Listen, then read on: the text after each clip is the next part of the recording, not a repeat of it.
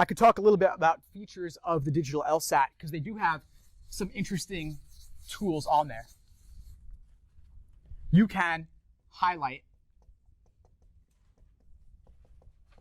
in 3 different colors, orange, pink, and yellow, which starts to look like a logic game a little bit, but that's a tool that you have available to you.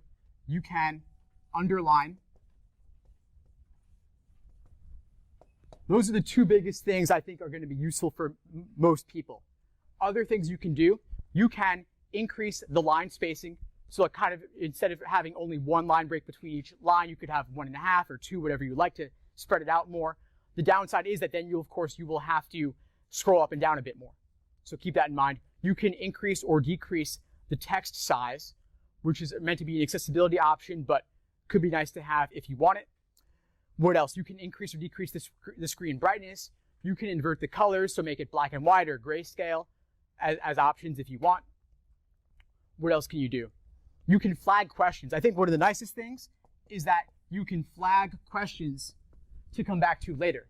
So for example, in logical reasoning, I like to mark off the 3 to 5 hardest questions and just not deal with them in the moment. If it's a parallel reasoning question, if it's super technical like science or philosophy, I might just say, you know what? I don't want to deal with this in the moment.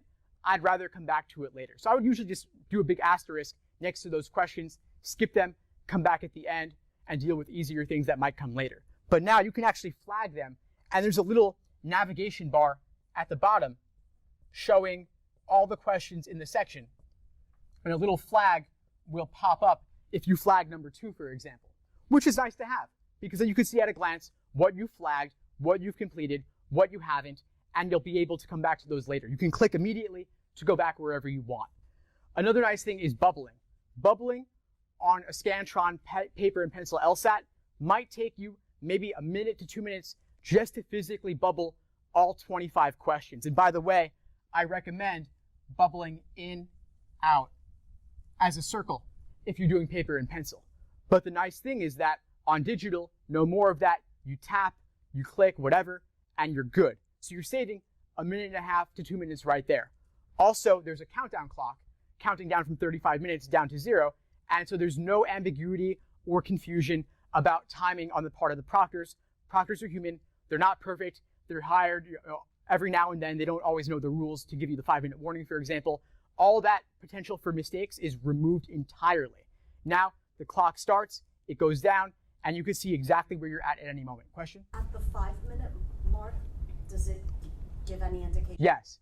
Yeah, they do. Yes. So they give you a 5-minute warning on the digital LSAT, and it pops up on the screen like one of those annoying pop-up ads, and you have to click it and make it go away before you can move on. So they want you to know and remove all the ambiguity around the timing. But once the 5-minute warning hits, you can no longer remove that clock. So like for the 35 minutes down to 5, you can make the clock go away if that motion is distracting or stresses you out. But once the 5-minute warning hits, you can no longer remove that. So that is something to practice if you tend to get stressed out by things like that. I think it's useful to get used to the format in every regard. They've released, like I said, 3 exams so far. It's 71, 73, and 74, which are from around 2013 and 2014, so they are quite recent. They will be releasing a handful more in the lead up to the fall, so you can expect probably at least another 3 or 4 by September, I would imagine.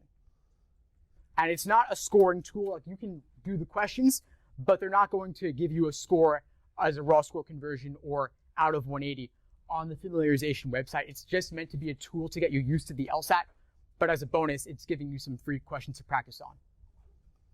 Any questions so far? So it won't tell you if you're right or wrong? No, it won't tell you if you're right or wrong.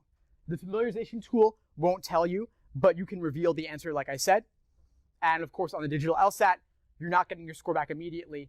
You do still have to wait 3 weeks on average. Now, I remember somebody mentioned they were taking July. July, the delay will actually be longer. They just announced you won't get your score back until August 28th. And that's because they're kind of measuring the results of the digital versus the paper.